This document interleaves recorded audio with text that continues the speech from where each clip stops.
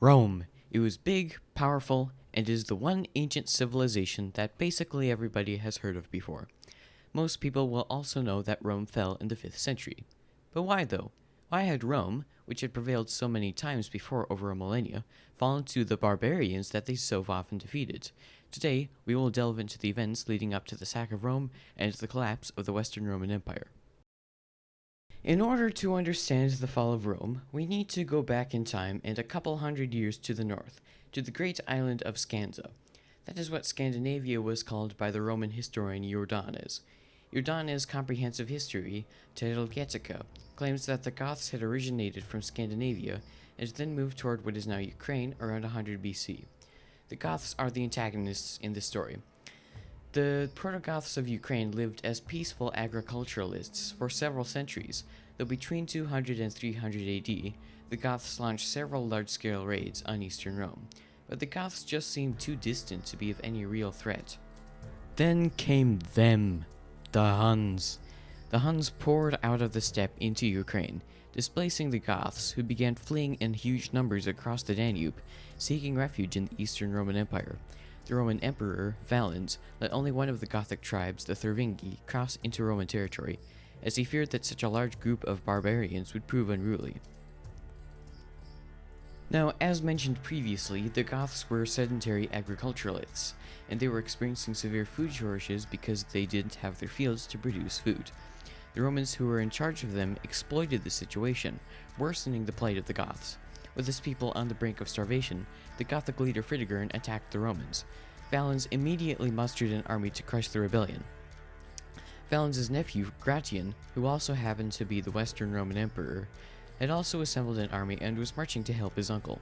But Valens wanted all of the glory for himself, so he chose not to wait for Gratian.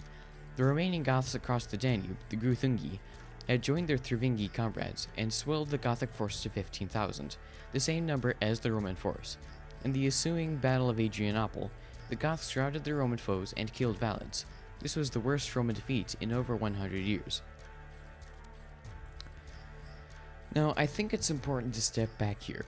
Just think to yourself, what would have happened if Valens hadn't been so hot-headed and had done the tactically sound move of waiting for Gratian? If he had, history may have been much different, for as we will soon find out, the Battle of Adrianople would lead to the collapse of the Western Roman Empire.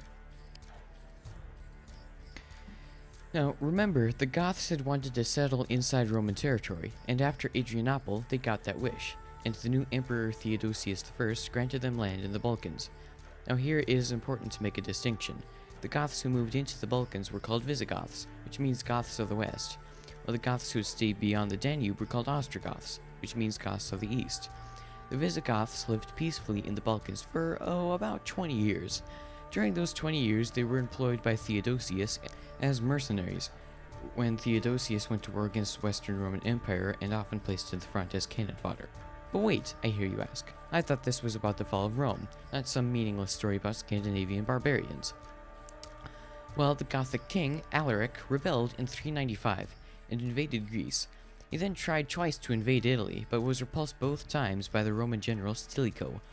Another Gothic leader, Radagaisus, also tried to invade Italy, but Stilicho repulsed this attack.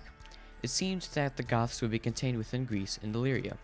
But then the Western Roman Emperor got jealous of Stilicho's reputation as the man who saved Rome, so he killed Stilicho. Then Alaric invaded for a third time, and this time prevailed, and in 410 he and his Visigoths sacked Rome. Now this wasn't really a tactical victory. Rome wasn't in a strategic position, and the emperor was residing in the heavily fortified capital of Ravenna. Instead, the sacking had a huge psychological effect. Up until that point, Rome had been seen as impenetrable, impossible to conquer. But now that sense of strength was lost. Alaric didn't stay long in Rome. He didn't want to get trapped in the Italian peninsula. After his death in 411, the Visigoths continued their migration, first to Gaul and then to Spain, where they set up the Visigothic kingdom, which lasted until 721 when the Moors invaded Spain. But the Western Roman Empire still hadn't been conquered yet. In fact, it continued to live on for 7 decades, until a guy named Odoacer led a revolt of Foederati and overthrew the Western Roman Empire in 476 AD. Now, I spent most of this video talking about the Goths, and while they were the main driving force in the fall of Rome, there were other peoples who also led to his downfall, such as the Huns, Vandals, and even the Eastern Roman Empire, since the two fought with each other fairly often. Feel free to leave any suggestions for future videos in the comments below. Also, credit to these people for some of the images presented here.